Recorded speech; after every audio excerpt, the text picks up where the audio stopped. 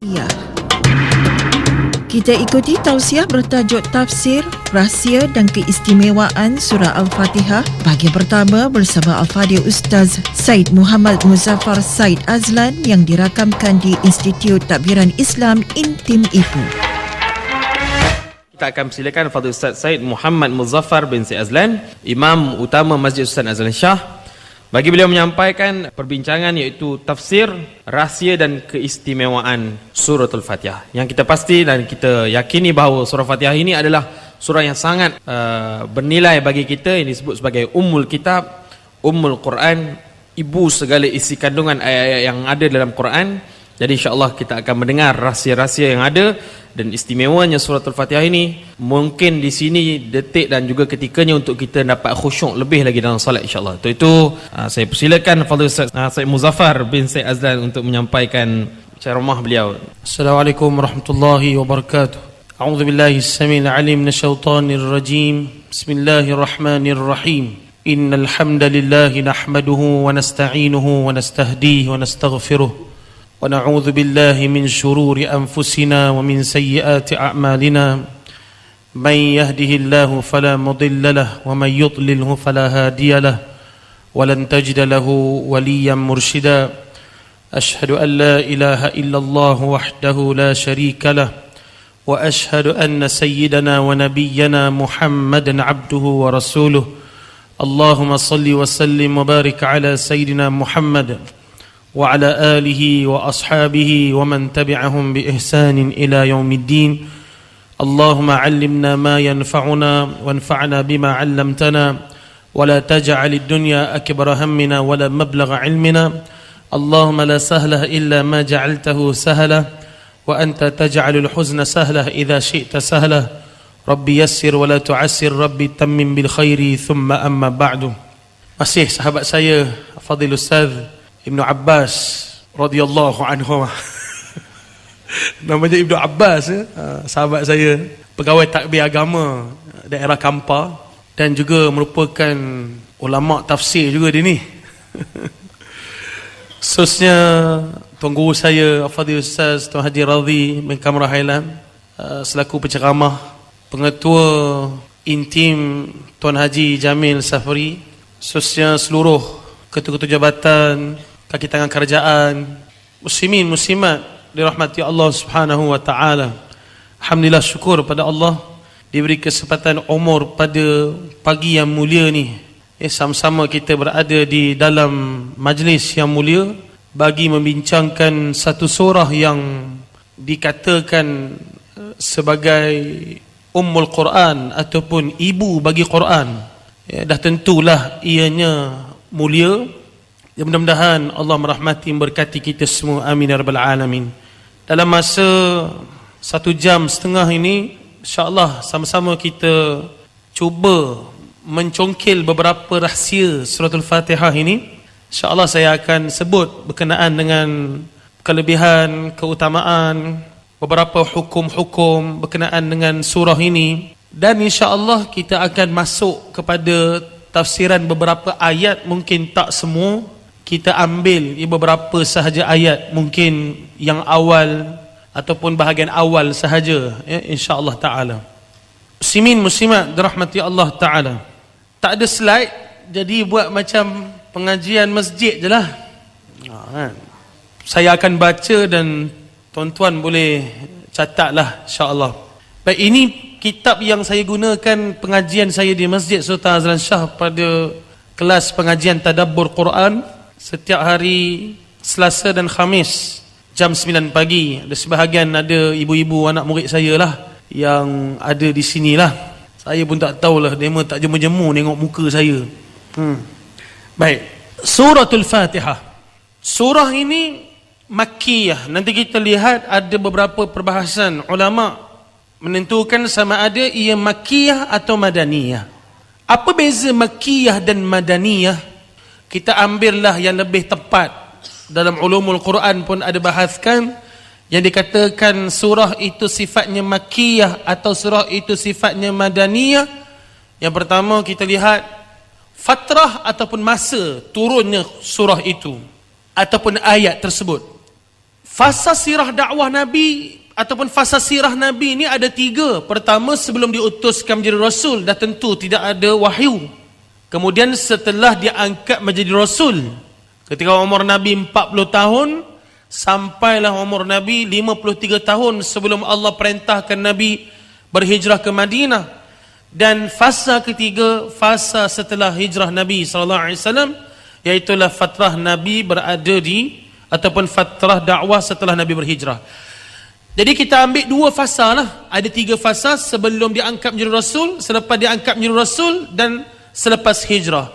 Jadi Quran diturunkan dalam 2 fatrah, 2 masa, 2 zaman, iaitulah zaman diangkat menjadi Rasul sebelum hijrah dan zaman Nabi setelah hijrah. Maka yang diturunkan sebelum hijratul Rasul sallallahu alaihi wasallam, surah ataupun ayat Quran itu sifatnya ataupun dikategorikan sebagai makkiyah, iaitu bermaksud diturunkan sebelum hijrah. Sebelum hijrah itu dinamakan sebagai makkiyah. Adapun setelah hijrah, sifat ayat Quran itu ataupun kategorinya adalah kategori madaniyah. Bukan maksudnya dengar makkiyah itu turun di Mekah, madaniyah itu turun di Madinah. Tak, ada juga yang berpendapat begitu, tapi tak berapa tepat. Yang lebih tepat, makkiyah sebelum hijrah, madaniyah selepas hijrah. Yang mana kita tahu dalam suratul Fath Allah ada sebut yang mana Nabi mimpi, laqad sadaqallahu rasulahu ar-ru'ya bil haqq la tadkhuluna al-masjidal haram insyaallahu aminina muhalliqina ru'usakum muqassirina la takhafun, ila akhir ayat tu. Nabi mimpi bahawa Nabi masuk ke Madinah. Jadi setelah mimpi itu sama-sama merealisasikan mimpi itu dengan daripada Mekah Madinah. Setelah 6 tahun duduk di Madinah, pergi semula ke kota Mekah untuk menunaikan haji bagi tahun tersebut. Rupanya tak boleh, ya? Dalam kitab fiqh dia ada satu bab damul ihsar, iaitulah kena bayar denda bagi mereka yang terhalang untuk menunaikan haji tahun tu. Maka dalam bab damul ihsar, Nabi memulakan sembelihan. Tahun itu tak boleh menunaikan haji, bahkan kena datang tahun hadapan. Itu dalam bab as-sulhul Hudaibiyah, perjanjian Hudaibiyah, ataupun di Hudaibiyah ada perjanjian di antara Nabi dan sahabat yang datang daripada Madinah dengan kafir Quraisy Mekah ketika itu. Perjanjian aman yang mana Nabi datang semula dengan sahabat pada tahun ke-7 Hijrah. Nak cerita pulang semula ke kota Madinah, ke kota Mekah, minta maaf, pulang semula ke kota Mekah setelah hijrah. Adapun ayat-ayat yang diturunkan ketika mana Nabi dan sahabat berada di Mekah ketika setelah hijrah, sifat ayat itu juga adalah sifatnya madaniyah walaupun turun di Mekah, kerana dia turun selepas hijrah. Okey, ya. Jadi Al-Fatihah, ya, ini ayat ataupun sifat surah ini, ayat ini adalah sifat makkiyah ataupun dalam kategori makkiyah, diturunkan sebelum hijratul Rasul sallallahu alaihi wasallam. Baik. Surah ini saya ambil kitab tafsir Ibnu Kathir. Surah ini dinamai dengan Al-Fatihah kerana merupakan surah pertama yang ditulis di dalam Al-Quran ataupun yang termaktub dalam Quran. Surah pertama adalah suratul Fatihah. Fatihah ni maksudnya pembukaan. Fataha, fataha ni fi'il atau wazan fa'ala, buka kan. Fataha tadi Ustaz Radhi ada ajar kan, fathah macam mana, fathah buka mulut kan, buka mulut, bukan ra tapi ra kan, buka mulut. Ustaz Radhi ajar tadi. Maksud fataha buka. Jadi Al-Fatihah maksud dia adalah pembukaan. Bagi pembukaan Quran, maka surahnya Al-Fatihah. Dia ada banyak nama, bukan sekadar namanya Al-Fatihah. Antara nama selain daripada Al-Fatihah ialah dinamakan sebagai Ummul Kitab menurut jumhur ulama. Ummul Kitab, ibu, kepala ataupun ibu bagi kitab, bagi Quran, sebab dia berada di mula-mula. Kalau ada ayah tanpa ibu, macam mana nak lahirkan anak? Kena ada ibu juga. Walaupun ada ayah, tapi ada lelaki tak ada perempuan. kena ada perempuan sebagai ibu. Ibu tu yang menentukan, yang melahirkan, yang mengandungkan. Nak cerita ya, fungsi ibu tu besar. Nabi pun digelarkan sebagai ummi. Kenapa digelar sebagai ummi? Antaranya Nabi adalah ibu kepada agama. Dan sifat ataupun Nabi itu dikatakan sebagai ummi, ya, salah satu Nabi ni tak boleh membaca dan tak boleh menulis pada ketika itu. Ya, saya cukup tak setujulah kalau orang kata buta huruf. Buta huruf ni langsung tak tahu apa-apa. Nabi tak boleh menulis, tak pandai menulis dan tak pandai membaca. Tapi setelah itu, ya, Nabi pandai. Maksud pada ketika itu digelarkan sebagai ummi. Rupanya ummi bukan sekadar tak tahu menulis dan tak tahu membaca, itulah sifat ataupun dikatakan Nabi sebagai ibu kepada agama. Nabi SAW. Baik, jadi dinamakan juga sebagai Ummul Quran menurut jumhur ulama. Dalam hadis sahih yang diriwayatkan oleh At-Tirmidzi dari Abu Hurairah, ia berkata bahawa Nabi SAW bersabda, yang bermaksud Alhamdulillahi Rabbil Alamin adalah Ummul Quran. Ya. Itu di antara yang disebut sebagai Ummul Quran. Dan sambungan hadis tu maksudnya bukan sekadar Nabi kata Alhamdulillah Rabbil Alamin itu Ummul Quran. Tadi kita sebut Al-Fatihah nama surahnya, dan Ummul Quran nama surahnya, kemudian Ummul Kitab. Tadi Ummul Kitab, Ummul Quran, kemudian Sab'ul Mathani yang disebut dalam suratul Hijr, dalam ayat yang ke-87 Allah kata walaqad atainaka sab'an minal mathani wal Qur'anal azim. Ya, dan sungguhnya kami telah berikan kepadamu sab'an minal mathani, iaitulah 7 ayat yang dibaca secara berulang-ulang. Al-Fatihah. Asal nak suruh baca doanya Al-Fatihah. Dah habis doa yang pertama, sebelum nak masuk doa penutup, Al-Fatihah. Apa-apa sajalah nak mula majlis, Al-Fatihah. Jenazah nak hantar kubur pun Al-Fatihah juga. 3 kali gerak, van tu gerak sikit, Al-Fatihah. Al-Fatihah, Al-Fatihah. Bukan sedekah pada van tu, pada jenazah. Pahala bacaannya dihadiahkan pada jenazah. Jadi Al-Fatihah ni nak cerita surah yang sering diulang-ulang. Dalam solat begitu juga. Ada nak pesan pada imam, wahai imam, solat maghrib segi tukarlah, jemu dengar surah Fatihah. Atau nak baca surah apa? Bacalah surah Al-Lail ke. Allahu Akbar. Wal-laili idha yaghsha tukar. Tak boleh. Di sini mazhab Syafi'i tak sah.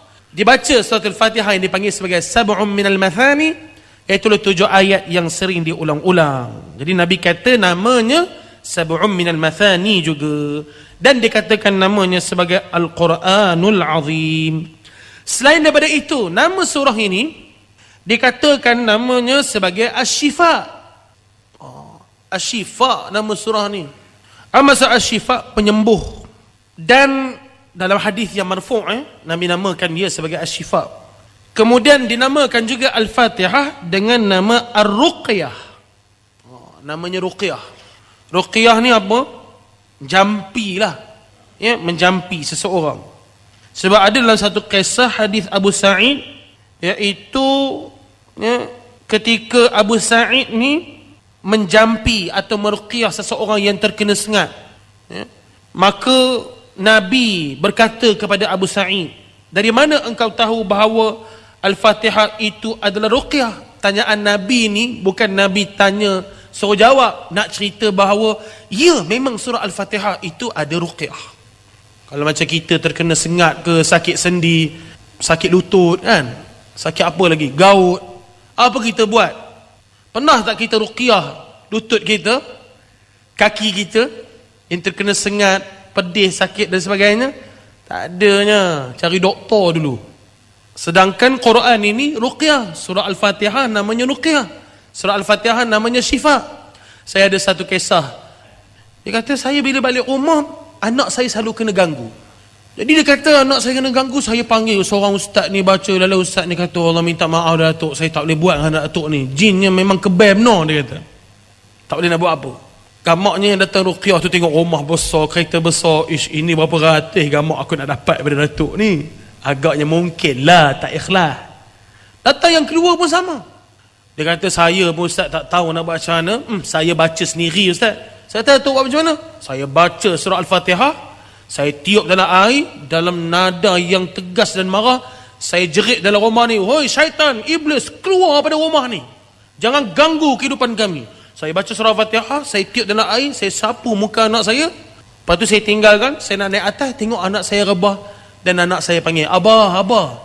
Terus anak dia sihat. Dia kata, adakah saya ni mulalah dia rasa macam, adakah saya ni lebih hebat daripada ustaz-ustaz. Dia kata macam tu. Saya kata surah tu, kalau yakin dengan Allah itu maha penyembuh, dengan wasilah surah itu, maka ia betul. Kerana Quran ini Asy-Syifa, tambah surah ini Asy-Syafi, ataupun dia panggil Asy-Syifa, seperti mana disebut dalam satu hadis marfu'. Maka bila kita nak minum, nak makan, baca surah Al-Fatihah, mudah-mudahan Allah sembuhkan segala penyakit kita. Tak mustahil. Baik. Surah ini diturunkan di Mekah. Okey, ni nak cerita tentang penurunan surah yang dipanggil sebagai Makkiyah.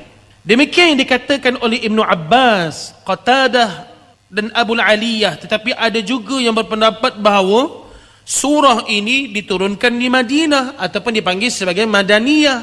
Inilah pendapat Abu Hurairah, Mujahid, Atha bin Yasar dan Az-Zuhri. Yang lain lagi berpendapat bahawa surah Al-Fatihah turun 2 kali. Memang ada perbahasan dalam ulumul hadis, ulumul Quran tentang nuzul Quran ni. Memang dia katakan ada yang kata surah ini turun 2 kali.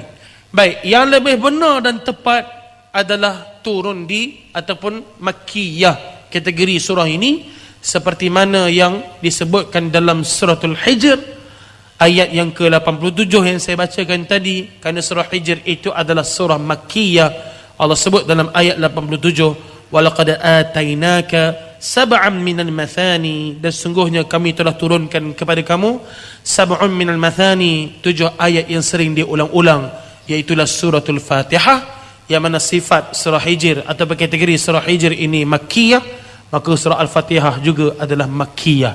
Ini menurut pendapat jumhur ataupun sebahagian besar daripada para ulama. Ulama sepakat bahawa surah Al-Fatihah ini terdiri dari 7 ayat. Hanya saja terdapat perbezaan dalam bab ataupun masalah bismillah. Apakah ia merupakan ayat yang berdiri sendiri pada awal surah, sebagaimana pendapat majoriti qurra Kufah, segolongan sahabat dan tabi'in, atau ia merupakan salah satu dari dalam ayat setiap surah, atau ia bukan merupakan sebahagian daripada surah tersebut, sebagaimana yang dikatakan oleh para qurra ulama Madinah. Baik, di sini saya nak datangkan beberapa pendapat tentang adakah bismillah itu daripada ayat Quran ataupun tidak. Adakah bismillah itu dari suratul Fatihah, atau adakah bismillah itu dari suratul Fatihah dan surah-surah yang lain, atau bismillah itu bukan dari suratul Fatihah atau surah-surah yang lain. Macam itulah. Tetapi suratul Taubah disepakati oleh ulama qira mengatakan memang tidak ada basmalah, kerana ayat itu ayat tentang peperangan, tidak aman, maka tidak ada basmalah pada awal surah At-Taubah. Selain daripada surah At-Taubah, adakah bismillah itu satu ayat daripada surah tersebut? Ini dibahaskan oleh ulama. Baik, ulama bersepakat bahawa yang dikatakan bismillah itu dari ayat Quran adalah pada ayat suratul Naml, An-Namlu, ayat yang ke-30 yang Allah sebut, innahu min Sulaiman wa innahu bismillahirrahmanirrahim. Maka bismillahirrahmanirrahim pada ayat ini memang sepakat ulama bahawa itu adalah ayat Quran, kerana dia salah satu dari ayat surah An-Namlu, salah satu ayat. Itu sepakat. Adapun khilaf ataupun ikhtilaf para ulama, bismillah yang terdapat di awal surah, adakah ianya dari surah tersebut ataupun bukan, ataupun adakah ianya dari ayat Al-Quran ataupun bukan. Sini ada 3 pendapat ulama. Yang pertama, pendapat Al-Imam Syafi'i rahimahullahu ta'ala mengatakan bahawa Bismillah itu adalah salah satu ayat daripada suratul Fatihah dan surah-surah yang lain. Di sisi Al-Imam Al-Syafi'i rahimahullahu ta'ala. Okey, boleh? Maksudnya, di sisi Al-Imam Al-Syafi'i mengatakan Bismillah, maka Nabi sebut dalam hadis, la salata liman la yaqra'a bi fatihatil kitab, atau kama qala Nabi SAW, tidak dikatakan salat, tidak sempurna salat seorang itu sekiranya tidak dibaca Fatihatul Kitab, iaitu Al-Fatihah. Maka kalau dalam mazhab Asy-Syafi'i mengatakan Al-Fatihah itu bermula daripada Bismillah lah. Kalau Bismillah itu tak dibaca, maka tergugur salah satu ayat daripada Al-Fatihah. Kerana di sisi mazhab Asy-Syafi'i ataupun Al-Imam Asy-Syafi'i mengatakan Bismillah itu satu ayat daripada ayat-ayat Al-Fatihah. Di sisi Al-Imam Asy-Syafi'i. Pendapat kedua, di sisi mazhab Al-Imam Malik rahimahullahu ta'ala, apa kata dia? Laisat ayatun, dia bukanlah salah satu dari ayat Quran. Sama ada suratul Fatihah ataupun surah-surah yang lain. Bismillah itu bukan salah satu daripada ayat Quran, kata dia.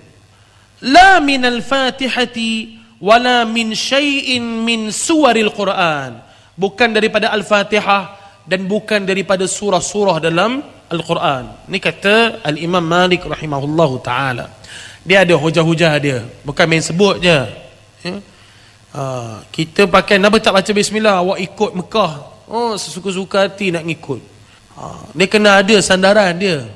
Tu bila orang tanya pada saya, Ustaz macam mana taklid ataupun ikut sahaja, daripada ikut sahaja apa yang dah diamalkan dengan yang kita buat-buat pandai kita je, mana lebih utama? Baik kita ikut daripada kita tak tahu.